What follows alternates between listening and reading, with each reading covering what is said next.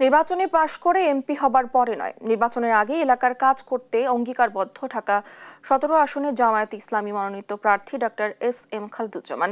শুক্রবার বিকেলে রাজধানীর বালুঘাট এলাকা থেকে কালীবাড়ি পর্যন্ত রাস্তা সংস্কার উদ্বোধন এবং নির্বাচনী পথসভায় একথা বলেন তিনি। এ সময় পিআর পদ্ধতিতে নির্বাচন হবে বলেও প্রত্যাশা করেন তিনি। দেশের রাজনৈতিক দলগুলোকে হুঁশিয়ারি বলেন, ক্ষমতার অপব্যবহারে একটি গোষ্ঠীর যেমন পতন হয়েছে, অন্যরা এমন কাজ করলে তাদেরও পতন হবে।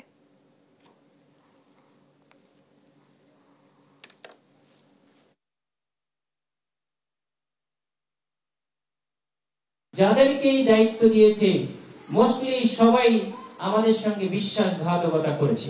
নির্বাচনে পাশ করার পরে না, নির্বাচনে পাশ করার আগে জনগণের সেবা কিভাবে করতে হয়, জনগণের পাশে কিভাবে দাঁড়াতে হয়, সেটার একটা মডেল হিসেবে আমরা পেশ করতে চাই ঢাকা ১৭ আসনকে।